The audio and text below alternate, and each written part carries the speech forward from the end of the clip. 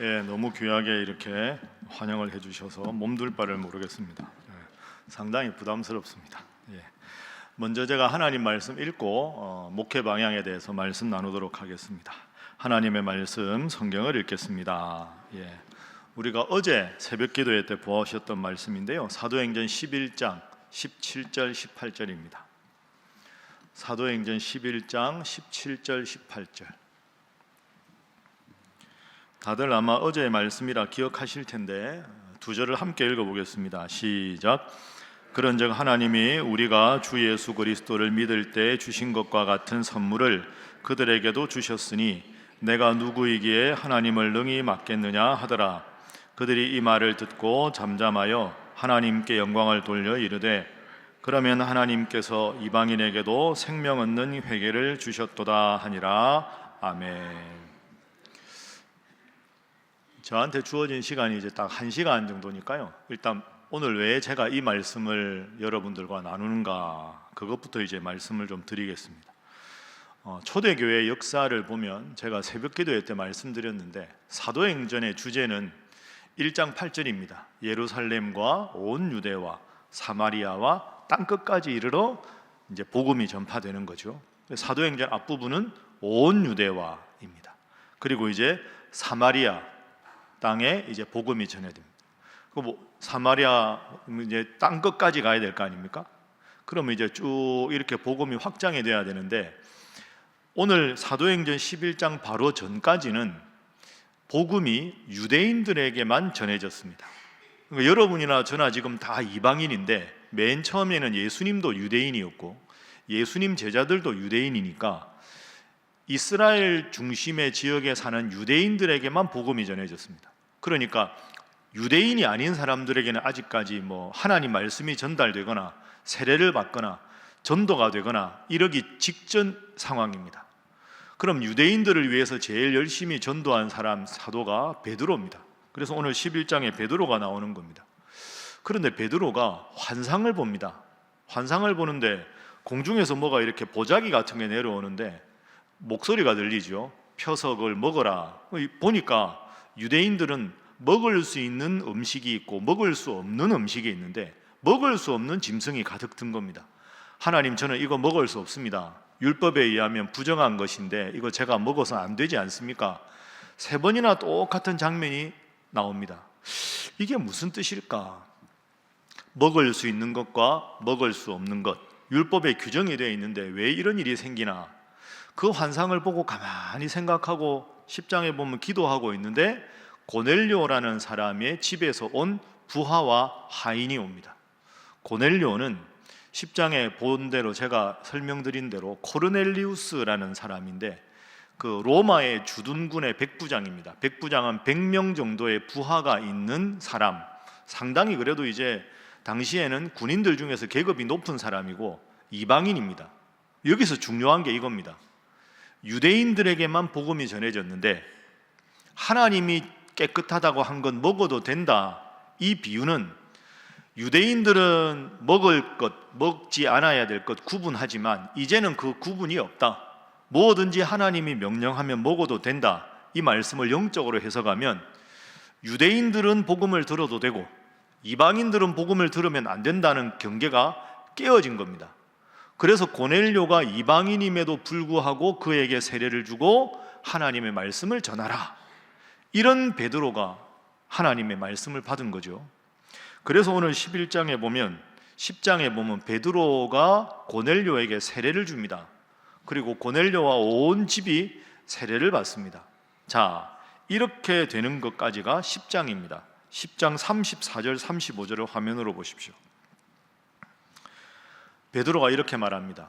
고넬료를 만나고 고넬료가 하나님 말씀을 듣고 세례받고 이런 장면을 보고 내가 곧 베드로가 입을 열어 말하되 내가 참으로 하나님은 사람의 외모를 보지 아니하시고 각 나라 중 하나님을 경외하며 의를 행하는 사람은 다 받으시는 줄 깨달았도다.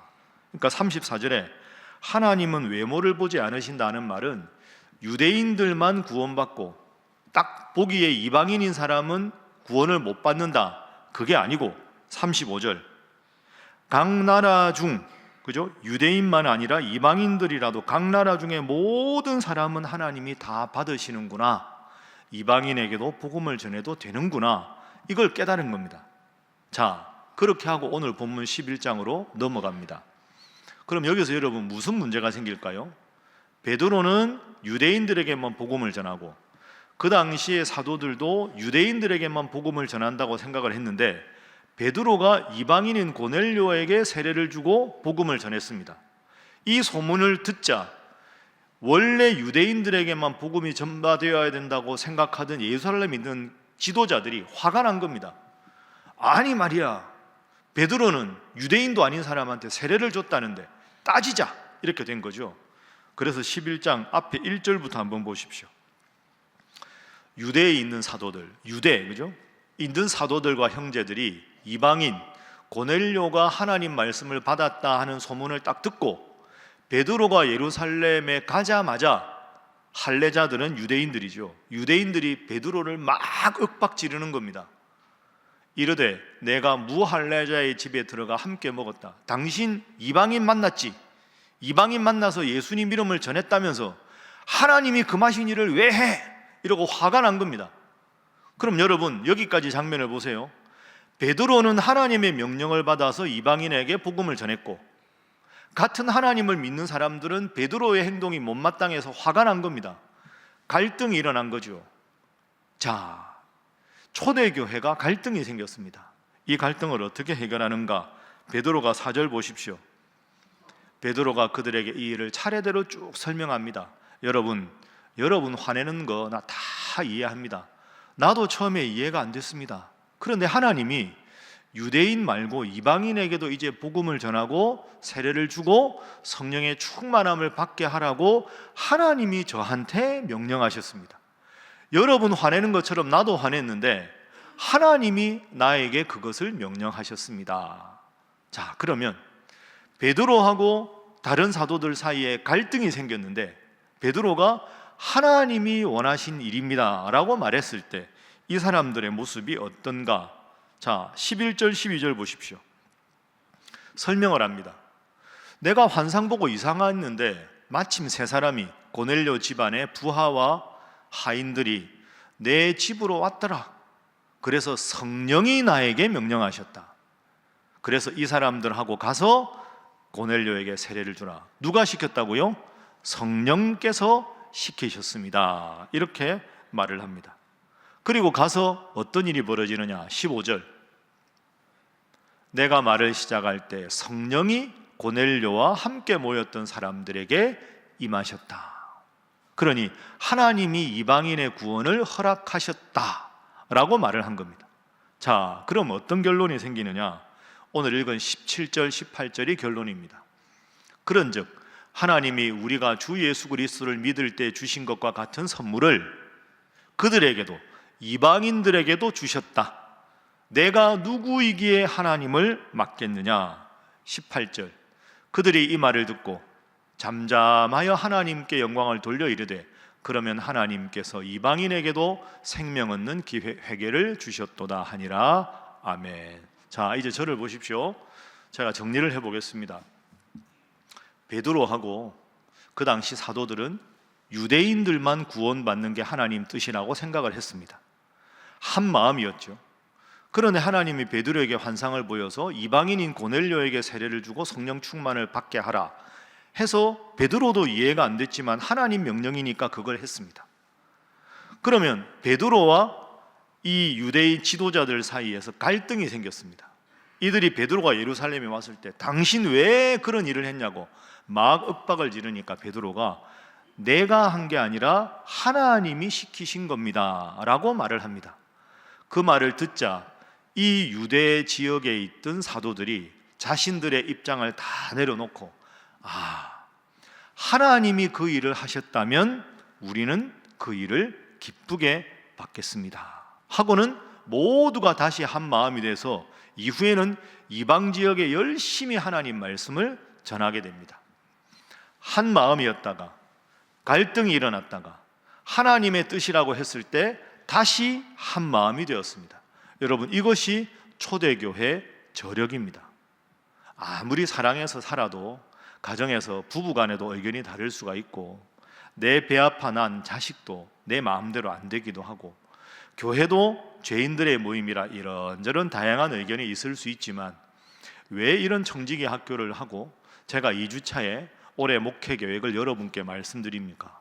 이것도 여러분들도 여러분의 생각이 있으실 것이고, 저도 기도하고 제가 받은 말씀과 기도가 있을 텐데, 그걸 충분히 서로 소통해서 이래서 이런 교회 목회 프로그램이 있고 앞으로 우리 교회가 이렇게 가는구나 해서 제가 기도해서 받은 기도의 응답으로 목회 계획하는 것이 우리 청지기들에게 잘 소통이 돼서 한 마음으로 가게 되는 것, 그것이 제가 청지기 학교 오늘 2주차에 하는 이유입니다. 그래서 제가 담임 목사로서 이제 신일교회 목회하면서 올해 목회 방향을 왜 이렇게 잡았고, 그리고 80주년 행사에 왜 이런 행사가 있는가, 이런 걸 여러분들께 말씀드릴 텐데요.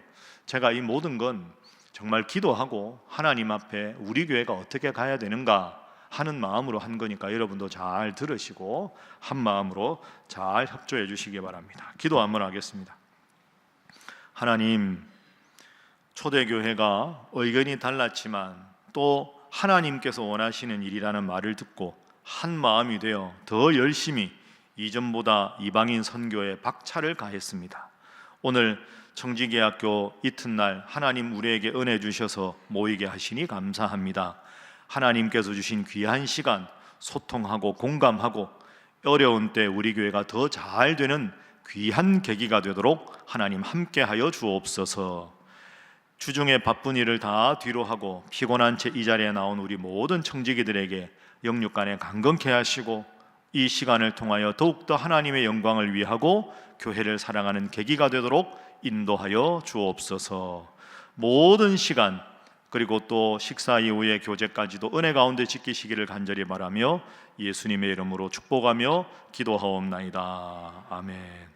자, 우리 옆에 분들과 인사하겠습니다. 잘 하시기 바랍니다. 여러분 피곤하시지요? 기지개 한번 크게 한번 켜겠습니다. 외부 강사가 아니고 뭐 담임 목사니까 이렇게 좀 피곤하실 거 아닙니까? 새벽기도부터 오셔가지고 새벽기도 때 안 오시고 끝나고 오신 분도 있죠. 손 들어보세요 라고 말하진 않겠지만 교통편이 없어서 뭐 늦게 오신 분도 있고, 근데 가능하면 이런 거 할 때는 청직이라면 새벽기도부터 오는 게 그게 맞는 겁니다. 여러분 그렇게 잘 하시기 바랍니다. 몸도 좀 흔드시죠 이렇게.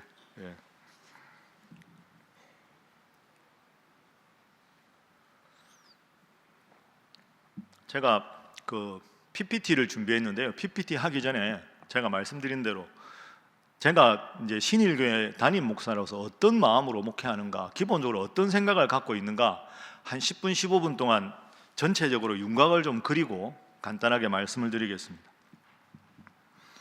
제가 이제 오늘은 아무래도 이제 여러분들하고 소통하는 시간이기 때문에 그 전에 제가 뭐 말씀 속으로 할 때나 아니면 이런저런 시간에 여러분들께 드린 말씀을 일부 반복하기도 하겠습니다. 여러분들이 잘 양해를 한번 해주시기 바랍니다.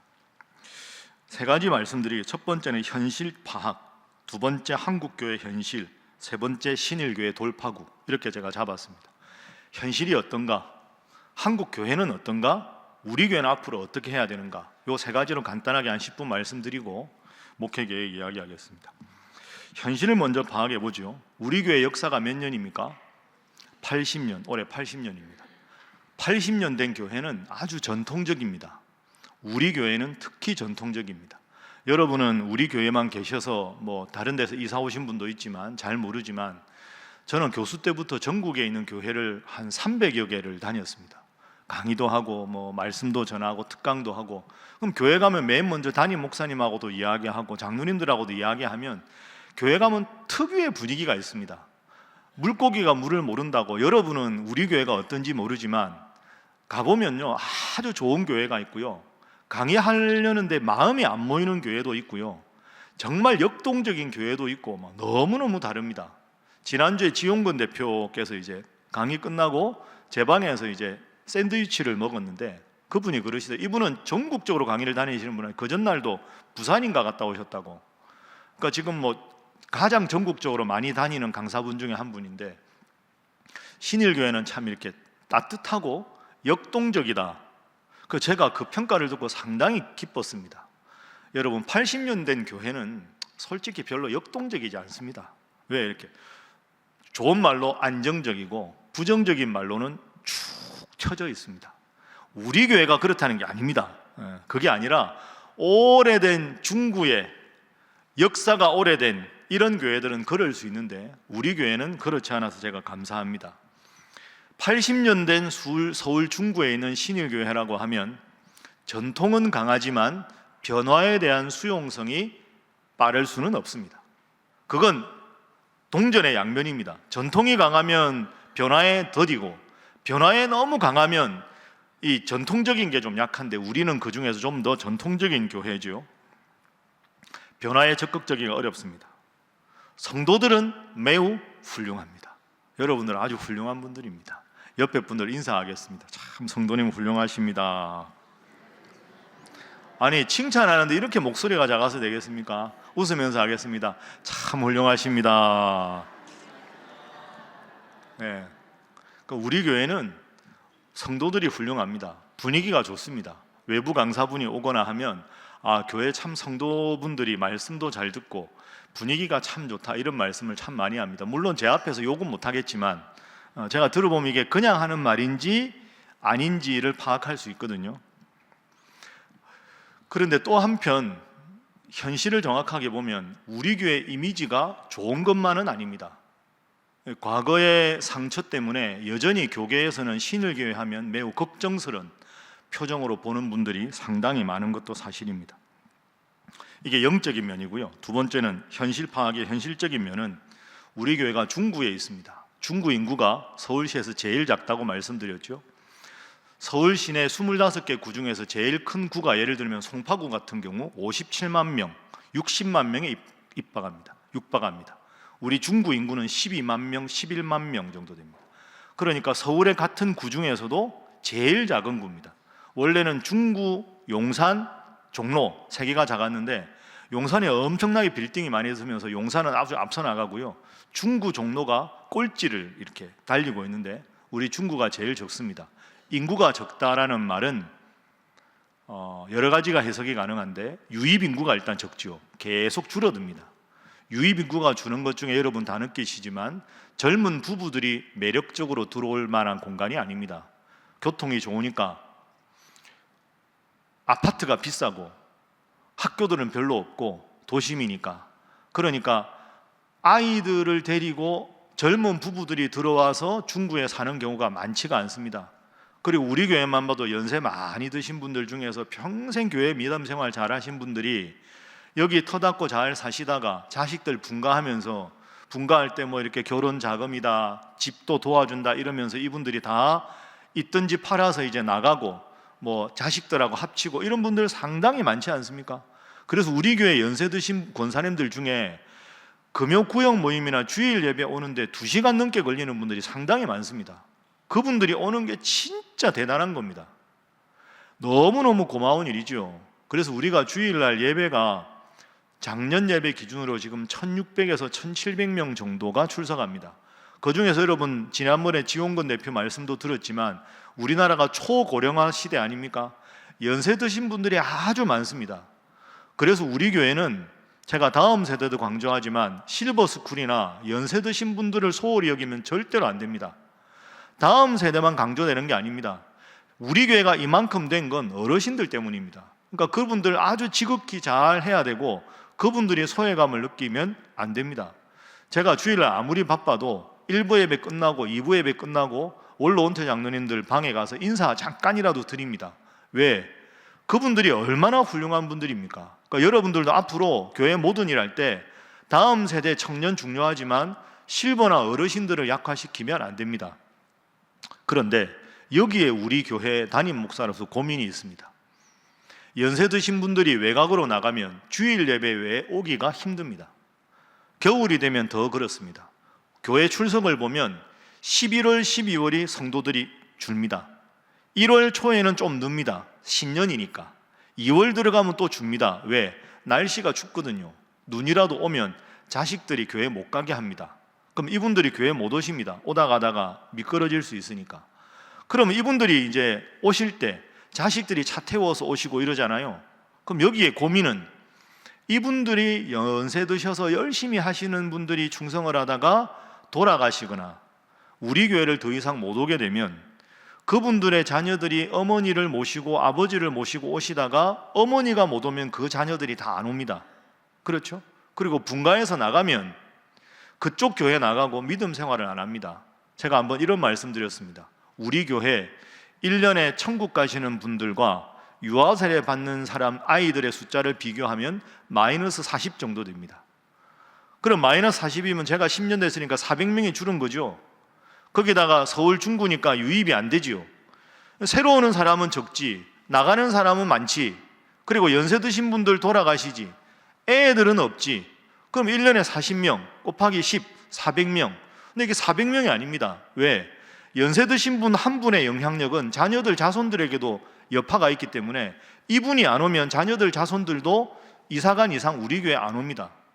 그러면 이게서 400명 곱하기 2가 될 수도 있고 3이 될 수도 있습니다. 제가 교회 올 때 2014년 7월에 우리 교회 작년 성도가 주일 평균이 1730명이었습니다. 지금 1600에서 1700명 되지요. 상당히 이 정도면 우리 교회가 나름대로 최선을 다하는 겁니다. 뭐 제가 목회를 잘했다 이런 뜻이 아니고요. 하나님 은혜 아니면 설명이 안 됩니다. 그래서 지난주에 지 대표님이 강의하실 때 한국교회 그래도 100% 정도 회복된 교회가 15%라고 말씀하셨는데 저는 그 통계를 존중하면서도 현실은 그렇지 않습니다. 저도 설문해보지만 목회자들이 본인의 교회의 예산이나 이런 항목에 대해서는 박하게 평가하기 힘듭니다. 한국교회는 전체적으로 쉬쉬하면서 매우 큰 위기를 겪고 있습니다. 우리 교회처럼 서울로에 있는 중구, 종로에 있는 교회들은 더 심각한 게 사실입니다. 그러면 이제 여기에 담임 목사인 저의 고민이 있습니다. 점점 연세 드신 분들이 돌아가시고 그 자녀들이 멀다고 우리 교회에 안 나오고 유입되는 젊은 부부는 없고 젊은 부부가 없으면 교육부가 줄어들 것이고 한국교회가 지금 위상이 떨어지면 우리 교회가 앞으로 10년, 20년 후에 어떻게 될까? 과거에는 20, 30년 전에는 예배당 잘 지으면 저절로 교회가 성장하는 시기였습니다. 우리 교회 최전성기는 2000년 정도입니다. 작년 성도가 4500명이었습니다. 청년 포함. 그게 가장 피크였습니다. 5000명, 10,000명 아니고요. 정확한 통계는 그렇습니다. 그때부터 계속 줄어든 거죠. 심각하게 몇 번 위기를 겪다가 지금 이제 어느 정도 이렇게 됩니다. 그러면 80주년 하면 이제 100년, 90년, 100년 후에 우리 교회가 어떻게 될까? 이건 가늠하기 힘듭니다. 제가 가늠하기 힘들어서 목표를 제시하지 않는 게 아니고요. 이런 사회적인 추이를 무시할 수 없습니다. 그런 상황에서 뭐 앞으로 작년 성도 몇 명, 뭐 이런 산술적인 통계가 무의미한 시대이기 때문에 교회 성장은 늘 말하지만 하나님이 선물로 주셔야지 우리가 목표로 지향한다고 해서 되는 것은 아닙니다. 그게 회사와 교회 차이입니다. 그런데 여기에 또 하나의 좋은 가능성이 있습니다. 여러분, 제가 이런 이야기하니까 분위기가 무거워지는데요. 걱정하지 마십시오. 좀 들어보시면 됩니다. 서울 중구에 오피스가 많은 데인데 우리 교회는 묘한 특징이 하나 있죠. 대단히 아파트가 2개가 있습니다. 약수하이츠. 약수하이츠 사시는 분 손 들어보세요. 높게 들어보세요. 좋은 일인데 많잖아요. 이쪽에 남산타운 손 들어보세요. 많잖아요. 이게 우리 교회 장점입니다. 그러니까 도심에 있는 교회인데 마을 목회가 가능한 데가 우리 교회입니다. 그러니까 우리가 지역을 돕는 거, 뭐 사랑의 김치하고 청구동하고 계속 협조하는 이유가 뭐냐 하면 서울 중구는 도심이기 때문에 오피스들은 많고 지역 주민들은 별로 없거든요. 막 회사 갔다가 밖에 살다가 들어오고 나가는데 우리 교회 위치는 기가 막히게 약수하이츠하고 남산타운이라는 큰 단지가 있기 때문에 도심 안에서 지역 친화적인 목회가 가능한 곳이 신일교회입니다. 그러니까 약수하이츠에 명절 되면 우리가 과일도 좀 주고 남산타운을 위해서 필요한 일도 하고 청구동 주민센터와 긴밀하게 하고 사랑의 쌀 여러분이 하는 거 남으면 독거 어르신들 드리라고 청구동 사무소에 엄청나게 보냅니다. 그래서 말씀드린 대로 청구동에 동장님이 새로 오면 제일 먼저 우리 교회 인사하러 옵니다. 왜? 청구동이 잘 되려면 신일교회의 도움이 절대적으로 필요하다는 게 지역의 여론입니다. 이건 매우 우리에게 필요한 일입니다. 그래서 우리가 주일날 주차 뭐 이런 거 딱지 이런 거 떼지 않습니까? 이런 거 다 여러분 사무실에 오면 다 그거 다 해줍니다. 동에서 와서 신일교회가 좀 민원 같은 거 있으면 다 나름대로 최선을 다해서 해결해 줍니다. 이게 아주 좋은 일입니다. 그러니까 우리 교회는 여러 가지 도심 중앙에 있어서 여러 가지 유입되지 않는 것도 있지만 또 한편 지역 친화적인 목회를 하면 얼마든지 전도할 수 있는 가능성이 있는 곳이다. 이것이 우리 신일교회입니다. 두 번째, 한국교회 현실입니다.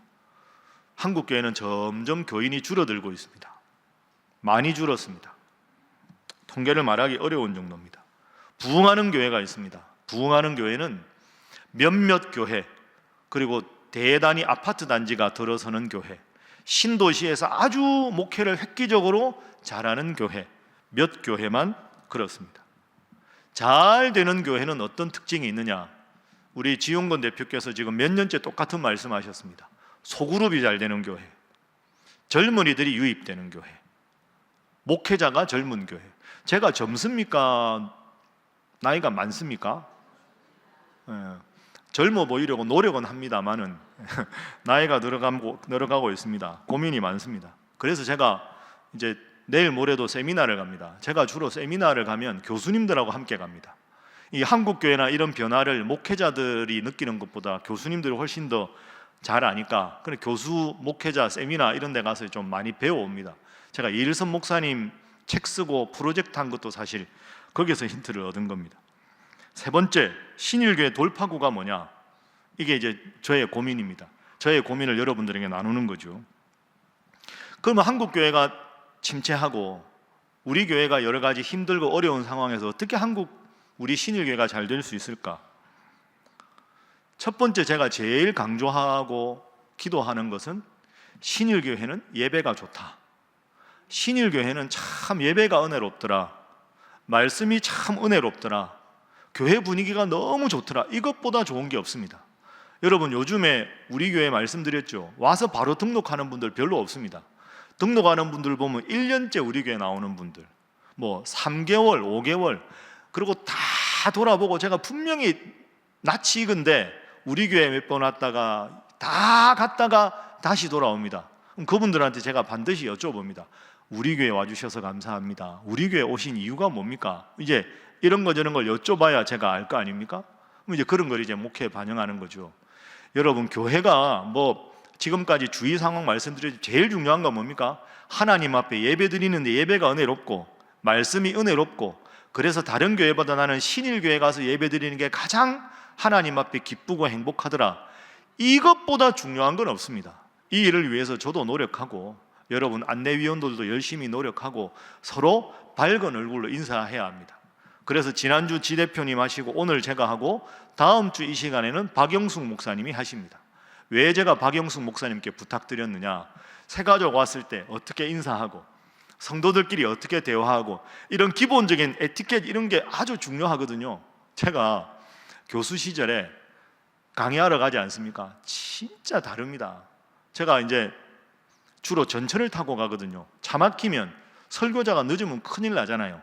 그럼 이제 전철 타고 이제 가방 하나 들고 이제 양복 입고 이렇게 가면 교회마다 미리 저한테 한 며칠 전에 목사님 어떻게 오십니까? 차량을 가지고 오십니까? 그럼 차량 색깔, 번호, 도착 예정 시간 다 받는 경우가 있고 전철로 갑니다. 다 예를 들어 차량을 가지고 가면요, 한두 분이 딱 앞에 서 있습니다. 아예 마당 앞에 제 번호 딱 확인하고 바로 저한테 와서 목사님 내리십시오, 반갑습니다 하고는 그냥 제 차를 본인이 인도해서 가서 제일 좋은 주차 자리에 두고 이따가 차 꽂아 놓을 테니까 그냥 나가십시오. 그런 교회가 있고요. 제가 주차 다 하고 도대체 어디로 들어가야 될지 몰라서 한참 이렇게 쳐다보는데 한 분이 주머니에 손 넣고 일어나와서 아이씨 뭐요? 이러는 교회가 실제로 있습니다. 실제로 농담이 아닙니다. 그럼 제가 여기가 어느 교회 아닌가요? 맞는데요? 제가 오늘 설교자입니다. 아이고 그렇습니까? 그때 가서 이제 당황하지요. 천차만별입니다. 여러분은 못 느끼시겠지만 새로 교회 오는 분의 첫인상이 매우 중요합니다. 교회 차 가지고 왔을 때, 들어올 때 안내위원들의 밝은 표정, 한마디의 대화, 이런 게 얼마나 교회 이미지에 중요한지 모릅니다. 다음 주에도 꼭 오십시오. 여러분들 옆에 분들과 인사하겠습니다. 다음 주에도 꼭 오시기 바랍니다. 한 번 더 하겠습니다. 말씀만 하지 마시기 바랍니다.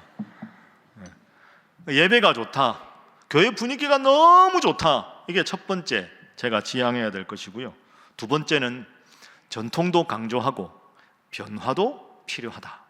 그러니까 변화를 잘 이끌어가는 걸 이제 여러분하고 저하고 함께 해야 되는 거죠. 그리고 앞으로 교회가 소그룹을 어떻게 강화할 것이냐. 소그룹, 요즘에는 이제 이거 뭐 내년부터 당장 한다, 제가 이런 거 아니고요. 충분히 논의가 필요하지만 이론적으로 보면 소그룹이 잘 되는 교회가 잘 됩니다. 여러분 다 느끼시죠? 교구나 구역이나 남녀 선교회가 옛날 같지 않습니다. 없앨 수는 없지만 필요한 조직이지만 과거처럼 잘 되기가 힘듭니다. 그러니까 요즘 교회 대부분의 트렌드는 주일날 오전 예배를 드리고 점심 식사를 하고 주일 오후에 소그룹으로 모이는 것이 대부분의 교회의 변화의 추세입니다. 추세가 그렇다는 겁니다. 그럼 주일날 오후에, 아니 목사님 오후 예배를 없애고, 이런 뜻이 아니고요. 주일날 오후에 나는 주중에 너무 직장 생활에서 바쁜데 중보기도 하고 싶다. 그러면 주일 오후 2시에 점심 먹고 중보기도 하고 싶은 분들 팀, 거기는 기도만 하고, 나는 성경 한 권을 제대로 깊이 배우고 싶다. 그러면 성경 공부팀, 나는 주일날 오후에 이 지역의 독거 어르신이나 장애인이나 이런 분들 도와주는 프로그램 하고 싶다. 그런 프로그램. 그러니까 주일날 오후에 모여서 여기서 예배만 드리는 게 아니라 소예배실에서 성경 공부도 하고, 찬양 배우고 싶은 분은 찬양도 하고, 다양하게 더 많은 성도들이 다양한 자리에서 하나님 말씀을 배운다는 그런 의미로 그렇게 지금 소그룹을 주일날, 주중에 너무 바쁘니까 많이 하고 있습니다. 저도 담임 목사로서 이게 고민입니다. 앞으로 우리 교회 소그룹을 어떻게 잘 연착륙을 시킬 것인가. 주중 소그룹은 주로 여성들만 올 수 있으니까 주일 소그룹을 어떻게 만들까. 그리고 또 하나, 남성분들 중에서 은퇴하시고 실버스쿨 가시기 전까지 은퇴해서 여력도 있고 잘할 수 있는 이분들이 어떻게 남성 소그룹을 만들어서 주중에 우리 교회가 선한 영향력을 끼치는데 이분들을 좀 함께 할 수 있을까. 이제 이런 게 이제 고민이 되는 겁니다. 마지막으로 신일교회 돌파구로 제가 생각하는 건 신일교회의 특징이 있어야 된다는 겁니다. 많은 교회 중에 예배가 좋다 이런 것도 그렇지만 왜 당신은 신일교회에 등록하셨습니까? 신일교회 성도라서 어떤 점이 자부심이 느껴지십니까? 라고 물었을 때 예배가 좋다, 우리 교회도 예배가 좋다, 설교가 좋다, 우리 교회도 설교가 좋다, 이런 비슷한 것 말고 신일교회만 가질 수 있는 중요한 브랜드 가치, 신일교회, 오 좋은 교회, 이걸 뭘로 만들까? 이게 이제 저한테 고민입니다. 그래서 제가 두 가지를 생각을 합니다. 첫 번째는 성서학당을 그래서 하는 겁니다. 아까 최삼열 목사님이 저한테 소개해 주셨는데, 여러분 제가 성서학당 하는 게 저한테도 솔직히 부담입니다. 이거 한 달에 2-3번 녹화하러 가거든요. 그냥 월요일 날 오전에 갑니다. 다른 요일 가는 것보다 그냥 월요일 날은 제가 쉬는 날이니까 그렇게라서 가야지, 다른 날은 교회 업무 보는 날이라 방해될까 봐. 근데 월요일 날 제가 오전에 갑니다. 새벽기도 끝나고 준비해서 가는데요, 이게 생각보다 쉽지 않습니다. 카메라가 27개가 돌아가거든요. 쫙 돌아가고, 그리고 자꾸 여쭤보시는데 그 패널 4분 있잖아요, 앞에. 그리고 PD 있잖아요. 원고가 하나도 없습니다. 제가 강의할 원고만 여기 있고요, 아무것도 없습니다. 그러니까 처음에 띵띵띵 밖에 있다가, 밖에 가건물 촤 이러고 있다가 띵띵 하면 문 딱 열면 안녕하세요 하잖아요. 그 인사하고 그때부터 50분간은 아무 대본이 없습니다. 잘 지내셨습니까? 라고 했는데 이분들이 어떤 반응이 나올지, 질문이 뭐가 나올지. 그러니까 이제 하다가 중간중간에 저기 조연출이 20분 남았습니다, 10분 남았습니다, 5분 마무리, 그게 살짝 넘어가는, 하면서 안 보는 척하고 그거 보면서 이제 끝나는 시간 맞추고 질문 대답하고 오늘 분량하고 카메라 보고 판서하고, 이걸 그걸 순간적으로 다 해야 됩니다. 아무런 맞추는 게 없습니다. 그걸 왜 안 맞추냐 하면 그걸 맞추면 어색합니다. 표가 나거든요. 저거 맞춘 거다? 이래서 아무것도 없습니다. 그렇게 2시간을 하고 딱 오면 제가 아주 즐겁게 하는데요, 점심 먹고 잡니다. 긴장이 풀려가지고. 그리고 이제 방송 볼 때는 꼭 시험 보는 것 같습니다. 수요일날 제가 아침에 8시 10분에 TV에서 보면 꼭 시험 보는 느낌. 내가 왜 저기서 저렇게 좀 더 이걸 안 했을까? 막 이런 생각이 들기도 하고 뭐 그렇습니다. 언제까지 하는지 자꾸 여쭤보시는데요, 아무도 모릅니다.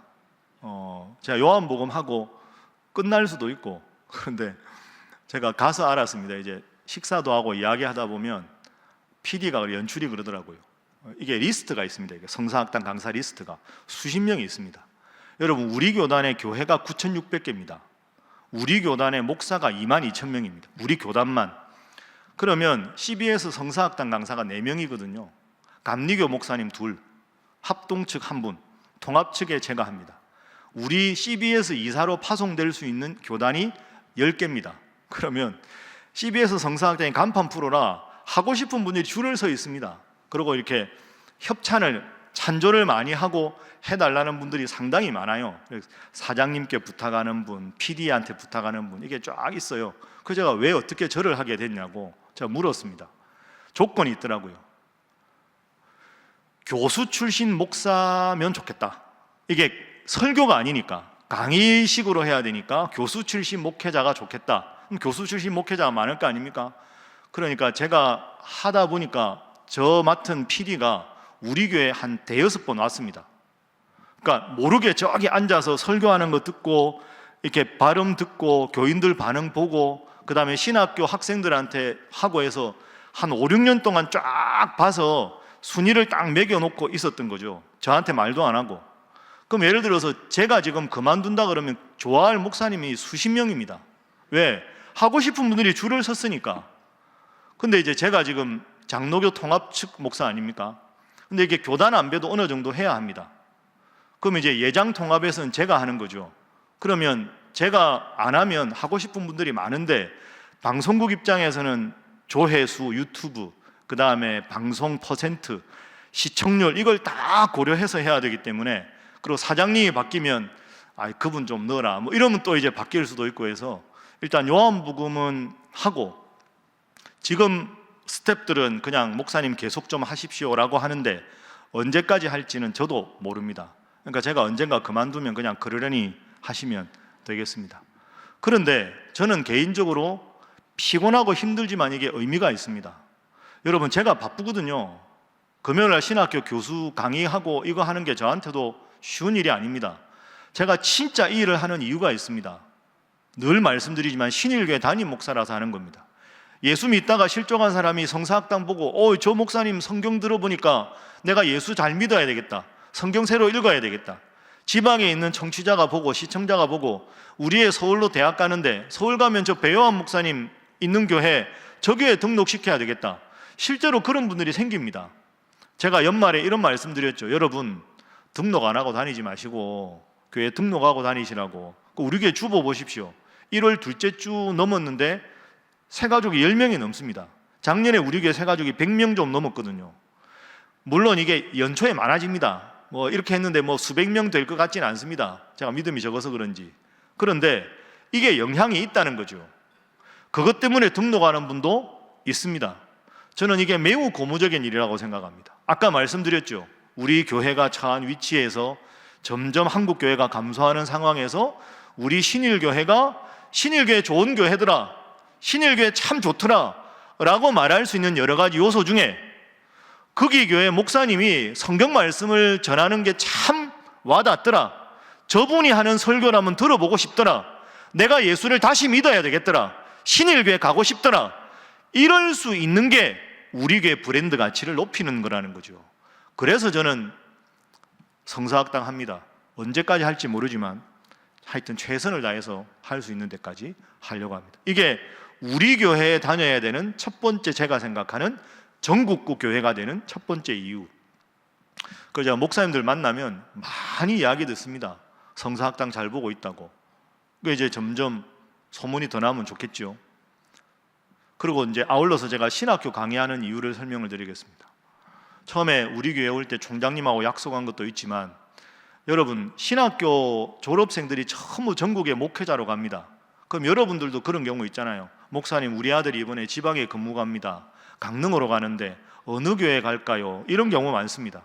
그러면 지금 신학생들이 다 목회자가 되고 제가 신일교회 담임 목사인 걸 알기 때문에 우리 교회 등록하신 분 중에 그런 분이 있습니다. 이사 가는데 나를 가르친 배요한 교수님이 신일교회 목회하니까 그 교회에 등록하라고. 그렇게 해서 우리 교회 오는 분들이 꽤 있습니다. 그러니까 우리 신일교회가 과거의 부정적인 이미지가 아니라 좋은 교회, 훌륭한 교회라고 앞으로 10년, 20년을 내다보면 제가 신학교 학생들에게 선한 영향을 끼치는 게 여전히 필요하다, 이렇게 생각합니다. 이게 첫 번째고요. 두 번째 신일교회 브랜드 가치를 높이는 건 제가 생각하는 것은 우리 초대 이일선 목사님입니다.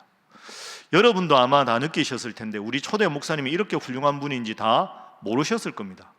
그런데 이분이 얼마나 훌륭한지 모릅니다. 제가 한번 말씀드렸는데 한 달에 한 번씩 포항에서 모입니다. 울릉도에 들어가는 그 크루즈의 부사장 장로님, 그 다음에 페리호의 상무님, 울릉군 의회, 포항군 의회, 포항시 기독교연합회 임원, 이렇게 한 20-30명이 모입니다. 뭐 울릉도에 적을 두고 있는 분 다 해서. 그래, 지금 하고 있는 작업이 뭐냐 하면 울릉도를 다시 살리자. 울릉도 인구가 줄어들고 있습니다.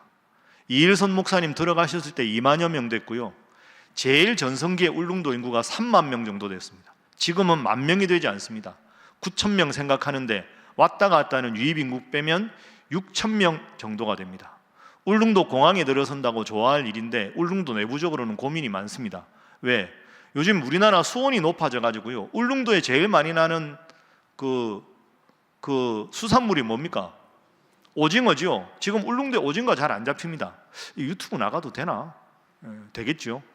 울릉도에서 오징어 잡이로 벌어들이는 수입이 점점 줄어듭니다. 그래서 울릉공항을 만드는 겁니다. 공항이 만드는 게 쉽지 않습니다. 뭐 몇 년 안에 되지 않습니다. 그리고 울릉도 가보시면 아시는데요, 울릉도는 도로 사정이 매우 취약합니다.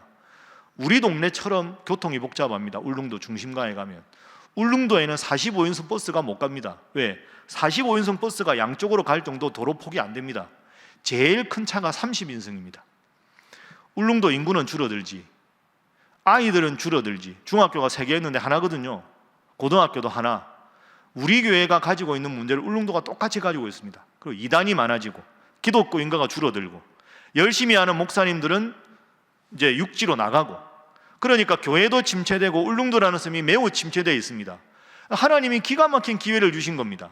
그러니 울릉도에 배가 들어가는 울릉도 군의회, 울릉도 군수, 울릉도를 고민하는 모든 사람은 앞으로 울릉도가 어떻게 될까, 이 고민을 하고 있는 차에 저도 몰랐는데 제가 와서 우리 초대 목사님에 대한 책을 썼지 않습니까? 이게 이제 소문이 나서 울릉도 사람들이 이걸 읽은 거죠. 그래서 그 선주가 저한테 연락을 한 겁니다. 목사님이 이런 책을 잘 읽었습니다. 그래서 이제 지금 울릉도에서 하고 있는 건 뭐냐 하면 이일선 목사님 기독교 순례길을 만들자. 그래서 울릉도에 오는 분들, 기독교인들이 이일선 목사님이 워낙 18년간 훌륭한 일을 하셨으니까 그분의 병원터, 그분이 하셨던 일, 이런 걸 순례길을 만들어서 기독교인 중에 울릉도에 오는 분들은 이일선 목사님을 추모하고 울릉도에 들어가는 배에 이일선 목사님에 대한 작은 안내 팜플렛을 만들고 그런 작업을 앞으로 하기로 하는데, 이 일의 가장 전제가 되어야 되는 것은 울릉군 의회가 기독교 순례길을 조성하기 위한 조례를 통과를 시켜야 이 모든 일이 가능합니다. 그래서 그 조례를 만드는 일을 지금 하고 있습니다. 그래서 뭐 이런저런 이야기들이 아주 많은데 제가 모든 이야기를 할 수 없고, 중요한 건 우리 초대 목사님이 18년간 한 분의 노력으로 울릉도라는 섬을 부흥시켰고 기독교 섬으로 만들었고, 지금도 80대 이상의 어르신들은 이일선 목사님이라고 하면 그 훌륭한 목사님이라고 기억하고 있는 이런 차에 이런 책을 쓰게 하시고, 울릉도가 이런 위기 상황에서 돌파구를 만들 때 여러 돌파구 중에 하나를 이일선 목사님으로 잡았다는 것이 얼마나 의미가 있는가. 지금 현재 울릉군수가 집사님인데 그 어머님이 엄청나게 고통당하다가 이일선 목사님이 고쳐줘서 살아나신 분입니다. 그러니 이 군수님도 이일선 목사님 때문에 우리 어머니가 살아났다, 이런 간증들이 엄청나게 많거든요. 그래서 제가 우리 울릉도 한국의 슈바이처라는 이일선 목사님을 부각을 시켜서 신학교 학생들도 배우고, 전국적으로 앞으로 이제 CBS하고 연결해서 이일선 목사님에 대해서는 다큐멘터리를 좀 만들 생각입니다. 이게 뭐 빠른 시간 안에 안 되겠지만 만들어서 그걸 CBS에서 이일선 목사님 다큐멘터리로 전국 방송으로 방송도 하고, 우리가 이일선 목사님 그 했던 신일교회 성도로서 청년들하고 가서 단기 선교도 하고, 필요하면 거기 세미나도 하고, 그 청소년들 불러서 연합 수련회도 하고, 그래서 초대 목사님이 이일선 목사님께서 울릉도라는 섬 하나를 정말 위대하게 변화시켰듯이 우리 신일교회가 이제는 그 일을 새롭게 한다. 그러면 섬 하나를 복음 안에서 정말 새롭게 변화시킨 신일교회가 있는데, 알고 보니 그 신일교회가 초대 이일선 목사님 울릉도의 슈바이처 그 교회 성도들이다. 이게 제가 보기에는 전국교회 아주 좋은 미담 사례가 될 수 있습니다.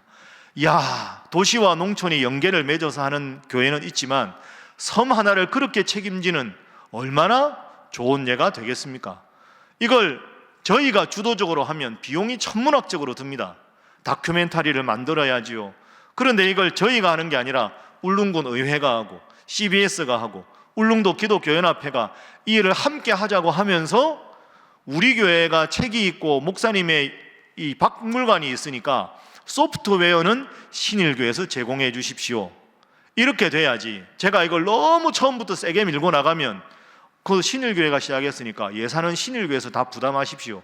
이렇게 되면 우리 교회가 좋은 이미지는 있지만 이런 재정적인 부담이 있을 수 있으니까, 이건 제가 여러분들께 청지기이시니까 미리 말씀드리겠지만 이건 중장기 계획입니다. 그래서 이번에 80주년 계획안에 보면 이일선 목사님 디지털 아카이브를 만든다. 그거 그냥 설교문 정리하겠다는 게 아닙니다. 그거 하고 자료도 디지털로 만들고, 그래서 연구자들도 아카이브를 보고, 여러분들도 보고, 아이들도 보고, 연구자가 아니어도 이일선 목사님이 어떤 분인가 하고 들어가서 보니까 인터넷에 이일선 목사님 치면 사진부터 울릉도 다큐멘터리 다 떠서, 예를 들어서 우리 교회 누가 등록하면 새가족들 소개할 때 우리 교회 초대 목사님은 이런 분입니다. 세상에 이런 분이 이 교회 목사님이셨구나. 이게 우리 교회 입장에서도 엄청나게, 그래서 이일선 목사님 디지털 아카이브 만드는 건 제 개인적으로 생각으로 올해부터 해서 여러분 그 80주년 헌금으로 점점 해서 4, 5년은 걸리는 작업입니다. 그 원년을 올해로 삼는다는 거죠. 그리고 그 중에서 울릉도 선교라고 있었던 이유, 그 이유는 바로 이런 배경에서 우리 교회가 앞으로 전국적으로 정말 복음 안에서 훌륭한 교회로 부흥하기 위해서는 이런 프로젝트를 지금부터 시작하는 것이 필요하다. 그래서 여러분을 보기에는 아니 80주년인데 미래지향적으로 뭐가 나가야 되는데 자꾸 왜 목사님이 초대 이일선 목사님 이야기하시고 울릉도 이야기를 하실까 할지 모르지만, 장기적으로는 이것이 우리 교회가 전국적으로 정말 훌륭한 교회라고 생각하고, 여러분들이 어디 가서 교회 다닙니까? 예. 어느 교회 다닙니까? 신임. 어머, 거기. 이렇게 돼야 좋지 않겠습니까? 그런 과정이다 생각하십니다. 그래서 저는 처음부터 말씀드린 대로 하나님께 영광이 되는 교회, 두 번째는 신일교회 성도들이 내가 신일교회 성도입니다 라는 것을 하나님 앞에, 이웃 앞에 떳떳하게 자랑스럽게 여러분이 말할 수 있게 되는 것, 그게 제 바람입니다. 옆에 분들과 인사하겠습니다. 열심히 교회 충성하시기 바랍니다. 한 번 더 하겠습니다. 말씀만 하지 마시기 바랍니다. 에헤, 목소리가 이래가지고 되겠습니까? 크게 하겠습니다. 말씀만 하지 마시기 바랍니다. 제가 원래 이 강의가 7시 50분까지거든요. 지금 7시 38분입니다. 큰일 났다. 걱정하지 마십시오. 제가 늘 끝나는 시간에 잘 맞추죠. 지금부터 12분 동안 이런 배경에서 올해 목회 80주년 기념 사업의 중요한 포인트만 딱 짚고 마치겠습니다. PPT 보겠습니다. 제가 늘 말씀드립니다. 우리 교회의 목표입니다. 따라합니다. 건강한 교회, 행복한 성도. 그래서 복음 위에 바로 서는 교회, 늘 말씀을 잘 전하고 다음 세대를 책임지고 3세대가 함께. 그래서 저는 앞으로 꿈을 꿉니다. 앞으로 몇 년 있다가 울릉도 선교 갈 때 할아버지하고 손자하고 청년하고 남녀 선교에 같이 가서 할아버지는 할아버지들 전도하고 애는 성경학교도 하고 권사님들은 이렇게 임의용하면서 이제 머리 깎을 때 어디 도망 못 가니까 그러면서 예수 믿으세요. 안 믿으면 머리 밀어버립니다. 이러면 좀 이렇게 함께 이렇게 3세대가 함께 선교도 가고 보고도 하고 그런 교회가 참 좋겠다. 그리고 네 번째, 지역을 잘 섬기는 교회입니다. 그래서 목회 방향 그 다음에 보시면 하나님 보시기에 건강하고 예수님 안에 행복하고 성령 충만한 교회. 하나님이 기뻐하시고 여러분들이 자랑스러워하고 이웃이 신일교회에서 너무 좋다 고마워하는 그런 교회가 되면 좋겠습니다. 올해 목회 중점사항 말씀과 함께 이제 마무리하고 말씀 속으로 주중에 앞으로 이제 주일날 하는데 이것도 좀 잘하고 교제도 강조하고 소그룹을 어떻게 앞으로 더 잘 시킬까 활성화시킬까 이게 관심입니다. 목회 중점사항 보겠습니다. 말씀과 함께 여러분 열심히 좀 잘 하십시오. 제가 보니까 성서학당 하고 나서 우리 교회 새벽 기도하고 설교 조회수가 꽤 많이 늘었습니다. 이게 이제 일종의 조짐인데요. 열심히 하십시오. 그리고 말씀과 함께 청직이라면 열심히 하시는 분은 많은데 말씀과 함께 헌금 액수는 줄어드는 것 같습니다. 고개 드시고 저를 보십시오. 제 눈을 맞추십시오. 이렇게. 액수가 중요한 게 아니고요. 여러분 헌금 많이 하라 경제적으로 그런 뜻이 아니라 그래서 말씀과 함께 헌금으로 좋은 일 많이 하니까 그만하시는 분들은 새로도 하시면 좋겠습니다. 두 번째, 소그룹 앞으로 어떻게 할까? 이거는 올해 말이 아니라 앞으로도. 4번, 남성 소그룹. 은퇴하신 후에 실버가 나이가 안 되셨는데 그분들을 어떻게 교회에서 좀 잘할 수 있을까? 여러분들도 좋은 제안이 있으면 우리 장로님들 통해서 말씀해 주시면. 세 번째가 청년부 335 남녀 선교의 연계 강화. 이게 쉽지 않습니다. 그죠? 근데 올해 들어올 때 청년부에서 335로 18명이 왔습니다. 여러분 이게 아주 의미 있는 변화입니다. 청년들이 남녀 선교회로 잘 안 갑니다. 그렇죠? 335를 두고 한 2년간 이걸 요즘에는 335 올라와 청년들이 안 올라옵니다. 충분히 시간을 두고 자기들끼리 이야기하고 해야 되기 때문에 그 2년 걸렸습니다. 335로 18명이 올라왔습니다. 그럼 이제 335가 좀 젊어지겠죠? 335가 잘 돼서 여기서 조금 이제 연차가 차신 분들, 연세가 좀 드신 분들은 남녀 선교회로. 그러니까 여러분들 어떻게 보면 335 생겼는데 남녀 선교회 변화가 없다. 충분히 그런 말씀 인정합니다. 그러니까 이제 청년부에서 올라왔으니까 또 여기에서 남녀 선교회로 자연스럽게 가려면 시간이 좀 걸릴 겁니다. 그래서 지금 연세 드신 남녀 선교회 말고 젊은 남녀 선교회가 안 되는데 앞으로 이걸 강화시키려면 지금부터 이걸 해야 합니다. 꽃이 식물에 열매가 안 맺히면 열매에 문제가 있는 게 아닙니다. 뿌리에 문제가 있는 거죠. 뿌리에 잘 해야 양분이 가야 열매가 맺히는 겁니다. 남녀 선교회가 잘 안 되는 게 남녀 선교의 문제가 아니라 청년부 335를 강화시켜야 시간을 두고 남녀 선교회가 잘 될 수 있다. 방송 선교 아까 말씀드렸습니다. 잘하게 기도 많이 해주시고 6번 울릉도 선교 초대 목사님 말씀드렸지요. 그렇게 해서 80주년 행사를 잘 하도록 하겠습니다. 넘어가겠습니다. 5대 주제입니다. 그냥 눈으로 보시면 되고요. 예배 3부 예배 순서 개편을 했습니다. 여러분 지난주에 저를 보고 자꾸 질문하시는데요. 그냥 이참에 말씀드리겠습니다. 제가 하얀 가운 입지 않습니까? 하얀 가운 겨울에 춥습니다.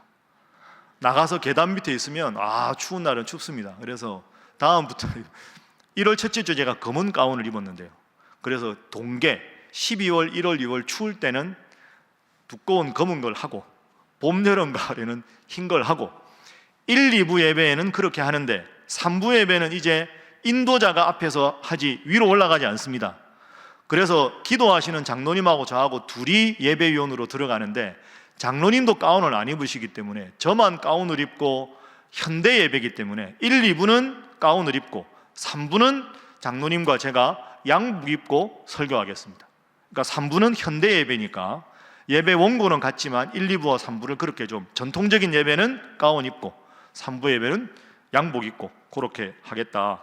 하도 많은 분들이 지난주에 왜 오늘은 가운을 안 입으셨냐고, 예, 저한테 관심이 많으십니다. 그죠? 예, 그렇게 하도록 하겠습니다. 그리고 나머지는 광고 통해서 말씀드리겠습니다.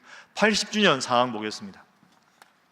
이건 제가 새벽 기도회 때 말씀 많이 드렸으니까 간단하게 넘어가겠습니다. 자, 80주년 감사의 빔 홈커밍 데이입니다. 말씀드렸지만 이건 홈커밍이라고 해서 우리 교회 출신 전부 부르고 이런 행사가 아니고, 한 5년 정도 전부터 주로 미국이나 이쪽에 계신 분들, 우리 교회 출신 분들, 목회하시는 분들끼리 SNS에서 공유하다가 우리 교회에서 자리를 만들어주면 와서 우리들끼리 인사도 하고 우리들끼리도 친목도 하고, 그때 열심히 청년 때 신앙생활 했는데 지금 안 하는 분들, 그분들 연락해서 예수 다시 좀 믿게 하고, 그런 계기를 좀 만들어주면 좋겠다, 소박하게 시작했습니다. 그래서 이게 큰 행사는 아마 100주년 이럴 때는 큰 행사 하더라도 그런 식으로 진행을 하겠습니다. 그런데 문제는 그분들 중에 목사님들이 계시잖아요. 뭐 미국에서 목회하시고 선교하시는 그런 분들 오시면 그냥 인사만 한번 하기가 너무 섭섭하잖아요. 그래서 당회가 결정하기로는 10월 26일 날이 우리 교회 80주년 기념일이니까 그날 그분들하고 함께 예배 끝나고 밑에서 식사하면서 또래 모임처럼, 예를 들어서 옛날에 청년부 입대하신 분들 모임 소그룹, 여기 소그룹 그렇게 모여가지고 식사하고 나서 차도 한잔하고, 믿음 생활 안 하는 분은 권면도 하고, 그렇게 해서 좀 홈커밍을 잘 하자 하는 거고, 그때 오시는 분들이 여러분이 계시면 설교를 한 분밖에 못 들으니까 축사도 하고 격려사도 하지만 특별 새벽 기도회를 그 바로 전주, 그러니까 저기 보는 대로 여러분 달력에 보면 특별 새벽 기도가 10월 13일부터인데 한 주를 연기해서 10월 20일 주간에 대부분 들어오실 테니까, 얘가 제가 인도를 하고 오랜만에 들어오신 목사님들 새벽 기도회, 특별 새벽 기도회 때 말씀을 좀 듣게 하면 오신 분들과 영적인 교제가 될 수 있겠다. 일단 이 정도만 아웃라인을 잡고 있습니다. 80주년 감사 찬양제는 7월 첫째 주일이 맥주 감사 주일이라 각 찬양대가 준비해서 이것도 구체화되면 말씀드리도록 하겠습니다. 말씀 투게더입니다. 따라합니다. 말씀 투게더. 그렇죠? 말씀 투게더는 성경 골든벨 4월 20일 부활주일 날 합니다. 다음에 공부 범위하고 다 알려드릴 테니까 기대하는 마음으로 기다리십시오. 말씀 전시회, 튀르키예 그리스 성지순례, 디지털 아카이브 설명 안 드리겠습니다. 다 아시는 내용이니까 넘어가겠습니다. 두 번째는 따라합니다. 지역 투게더. 예, 지역과 함께 하는 건데요. 80갈래 사랑의 물줄기는 이제 회의해서 여러분들이 어떻게 신청할 수 있는지, 구체적으로 개인과 단체를 어떻게 도울 수 있는지는 회의 후에 여러분들께 연초 조금 지나서 설명드리도록 하겠습니다. 그리고 홈커밍을 작년만 할 게 아니라 어린이들, 그래서 어린이는 8월 8일 날 지금 알아보고 있습니다. 강사를 해서 결정되면 여러분께 알려드리고, 청소년 청년들은 9월 6일 날 그렇게 오도록 합니다. 작년 투게더도 지금 알아보고 있습니다. 저기 있는 분들 중에 하는데, 참고로 김창옥 씨는 스케줄상 안 된다고 그저께 연락이 왔습니다. 좋은 분 알 테니까 너무 걱정하지 마시고, 여러분들 중에 좋은 분 있으면 소개해 주십시오. 저런 분들 중에 모셔서 그날은 좀 예수 안 믿는 분들도 좀 오게 해서, 유명한 분들이면 그래서 예수를 잘 믿게 되는 계기로 만들려고 홈커밍도 하지만 어린이, 청소년, 장년도 따로 해서 좀 이렇게 80주년인데 이 일을 계기로 그 부서가 부흥될 수 있도록 그렇게 지금 하려고 하고 있습니다. 자, 마지막은 따라합니다. 선교 투게더. 선교 투게더는 파라과이를 이제 2월 11일 날 이제 갑니다. 장로님하고 저하고 가는데요. 왜 파라과이냐 이렇게 물으시는 분들이 많은데 간단하게 설명을 좀 드리겠습니다. 우리 교회 전담 파송 선교사님이 세 분이지요. 브레노 선교사님, 이원재 선교사님, 파라과이 함성호 선교사님인데, 브레노 선교사님은 우리 교회가 말씀과 함께 헌금으로 지금까지 예배당을 3개를 지었습니다. 제가 오고 나서. 그러니까 예배당을 3개나 이미 지어서 지금도 활동을 하고 계시고, 이원재 선교사님은 아주 잘하고 계신데 개인적으로 이원재 선교사님이 이제 연세가 꽤 많이 드셨습니다. 그래서 이 사역에서 더 이상 새로운 사역을 확대하기보다는 지금까지 하던 사역을 잘 마무리해서 목사님이, 선교사님이 은퇴한 다음에도 케냐에 있는 현지인 목회자들이 이걸 잘 인수받게 하는 일을 앞으로 몇 년간의 목표로 삼고 프로그램을 진행하시겠다고 말씀을 하셨습니다. 그러니까 새롭게 뭔가를 만들어가는 게 아니라 있던 프로그램을 인수인계 과정으로 마무리하는 과정이라. 그리고 파라과이 함성호 선교사님은 여러분 아시는 대로 가나안 학교 김성강 선교사님이 시작한 게 1984년입니다. 제가 2015년 25주년 때 갔다 왔는데요, 올해가 학교가 35주년이 되었습니다. 어떤 분들은 아니 우리가 그동안에 얼마나 많이 도왔는데 책걸상까지 도와야 되나, 혹시 이런 궁금함이 있으실 수가 있습니다. 여러분 잘 아시죠? 김성강 선교사님 은퇴하고 나서 후임자를 구하는 것이 생각보다 쉽지 않았습니다. 건강상 부득이해서 못 가신 선교사님도 있고, 그럼 교회 입장에서 당연히 고민이었습니다. 후임자를 보내야 되는데 너무 멀어서 새로운 언어를 배우려니까 공고를 해도 후임자가 없습니다. 제일 좋은 건 파라과이 현지의 선교사님 중에서 인수받아서 하시는 게 제일 좋은데, 함성호 선교사님은 파라과이 수도 아순시원에 현지인 교회를 2개를 개척해서 목회를 잘하고 계신 분이었습니다. 그런데 여기서는 갈 분이 없고 자원하는 분도 없고 우리 교회가 자주 방문할 수 있는 거리도 아니고 현지에 아무도 그 일을 안 할 때 본인 사역이 있는데도 기꺼이 가나안 학교가 25년이나 된 좋은 학교인데 이대로 사장될 수 없다고 흔쾌히 헌신해서 맡아주신 분입니다. 함성호 선교사님, 홍서영 선교사님 내부는 그 사역을 하면서 이 사역을 하기 때문에 이 사역이 매우 벅찹니다. 그리고 여러분 우리나라 같으면 교육부에서 정부에서 지원금이 많은데 파라과이가 가난한 나라죠. 그러니까 사립학교니까 수업료 외에 국가 지원금이 별로 없습니다.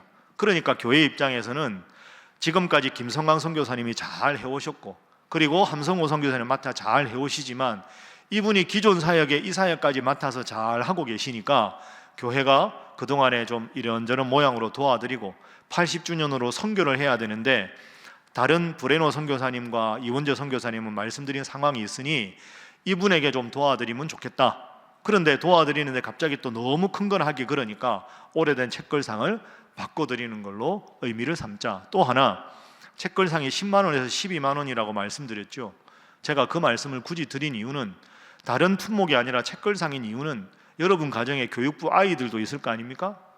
그 여러분들이 그 교육부도 해서 우리 파라과이에 있는 우리 교회학교 같은 아이들 위해서 우리도 책상 하나 하자, 걸상 하나 하자. 큰 돈 아니어도 그렇게 의미 있게 다가갈 수 있는 게 책걸상인 것 같아서 그렇게 한 겁니다. 그러니까 우리 교회가 앞으로도 계속 관심은 갖지만 특정 선교사님한테 모든 게 집중되도록 그렇게 하려는 의도가 아니니까 여러분 그렇게 생각하시면 되겠습니다. 청년부 단기 선교는 말씀드린 대로 치앙마이에 올해 갑니다. 가서 보고 앞으로 계속 지원할 수 있는 마음이 들면 하나님이 마음을 주시면 추후에 또 하도록 하겠습니다. 평신도 선교사님들이 꽤 많은데 앞으로 말씀드린 대로 3세대가 함께 가거나 이러려면 평신도 선교사님은 아무래도 사역의 범위가 좀 제한되기 때문에 총회 파송 선교사님이 계셔야 선교도 하고 교육 프로그램도 하고 여러 가지를 할 수 있어서 우리 신선교사님 통해서 한번 이번에 검토를 해보려고 합니다. 그래서 저는 선교에 대해서는 지금까지 우리 교회가 잘한 걸 계승하되 순리대로 하나님께서 열어주시는 대로 함께 하나하나 맞추어서 뭐 5대양 6대주 한 번씩 파송, 이런 파송이 멋져 보이지만 생각보다 그게 현실적으로 쉽지가 않기 때문에 하나하나 여러분들 함께 기도하면서 하도록 하겠습니다. 울릉도 선교 아까 말씀드렸습니다. 자, 여기까지 하겠습니다. 자, 기지개 안 묶이시죠? 듣느라고 피곤하시죠? 예, 말씀을 안 하시는 거 보니까 피곤하시고 몸도 좀 흔드시고, 자, 몸을 왼쪽으로 돌리겠습니다. 청직이니까 어깨를 좀 주물러 주도록 하겠습니다. 자, 왼쪽으로 돌려서 잘 좀 해주십시오. 예.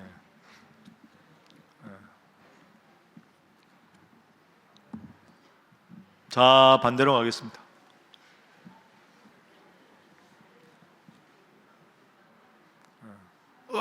소리가 나오죠? 자, 바로 앉겠습니다. 박수 3번 시작. 이거 진짜 오랜만에 합니다. 그죠? 잘 안 맞는 게 느껴지시죠? 다시 3번 시작. 예, 제가 이제 지금까지 80주년하고 목회 담임 목사로서 무슨 생각을 하고 있는지 말씀드렸습니다. 오늘 말씀 읽은 대로 왜 저게 저렇게 하지? 예루살렘의 사도들이 생각했는데 하나님께서 그 일을 원하신다 하는 말을 듣고 한 마음으로 잘 된 것처럼 앞으로 우리 교회가 소통하고 공감하고 또 여러분 좋은 제안이나 의견이 있으면 늘 여기 계신 분들, 장로님들도 많이 계시니까 말씀해 주시면 잘 반영해서 하도록 하겠습니다. 그래서 여러분하고 저하고 마음이 하나가 되고 어려운 때 신일교회가 한 마음 돼야 모든 게 잘 될 테니까 앞으로도 여러분들이 행복하고 또 한국교회 모범이 되고 여러분의 자녀들과 자손들도 자랑스러워하는 우리 신일교회가 되도록 더 기도하고 노력하고 헌신하는 여러분 되어주시기를 주님 이름으로 축복합니다. 옆에 분들과 인사하겠습니다. 잘하시기 바랍니다. 이번에는 마지막으로 이렇게 인사하겠습니다. 저부터 잘하겠습니다. 기도하겠습니다. 사랑하는 여러분, 이 시간 잠시 한 번만 통성으로 기도하겠습니다. 말씀드린 대로 우리 교회가 소재한 중구 지역이나 한국교회 현실이나 결코 쉽지 않습니다.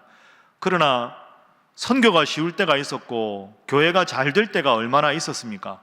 어려울 때 기도하고 한 마음으로 나가면 하나님께서 우리 신일교회 잘 되게 해주실 줄로 믿습니다.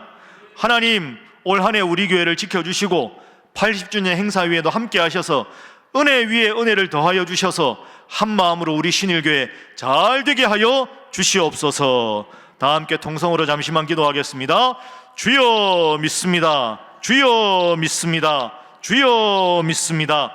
하나님 감사합니다. 오늘 이렇게 귀한 말씀 새벽에 듣게 하시고 또한 이렇게 주님 말씀 안에서 함께 귀하게 청지기 학교를 통하여 하나님의 말씀 안에서 우리 교회가 어떻게 지향해야 되고 무엇을 해야 할지 일러주시니 감사합니다. 주여 아버지 함께 하시고 주여 역사하시고 주여 인도하셔서 주의 선하신 뜻대로 모든 일이 잘 진행되도록 하나님 함께 하옵소서. 주여 역사하여 주옵소서. 하나님 감사합니다. 오늘 토요일 새벽에 또 이렇게 청지기학교 두 번째 시간을 갖게 하시니 감사합니다. 하나님, 부족한 종에게 하나님께서 기도할 때 응답을 주시고 여러 가지 목회 계획을 세웠습니다. 또 당회가 이 모든 것을 흔쾌히 한 마음으로 받게 하시고 성도들에게 한 마음 주시니 감사합니다.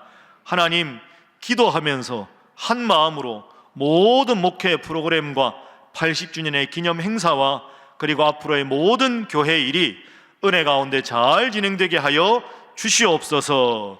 불평과 불만이 아니라 마음이 어려울 때일수록 기도하게 하시고 한 마음 되어 하나님 앞에 영광이요 성도들이 행복하고 청지기들이 자부심을 느끼는 우리 신일교회가 되도록 역사하여 주옵소서. 하나님, 신일교회 청직으로 세워주신 우리 한 분 한 분 장로님, 집사님, 권사님 모두에게 함께하여 주셔서 올 한 해 잘되고 잘되게 하시고 100배의 큰 복으로 역사하여 주옵소서. 모든 것 능하신 주님께서 선하신 걸음걸음으로 함께 하시기를 간절히 바라며 예수님의 이름으로 축복하며 기도하옵나이다. 아멘. 수고하셨습니다. 신일교회 화이팅! 에이, 크게 신일교회 화이팅! 화이팅! 화이팅! 하나님께 영광의 박수 하겠습니다.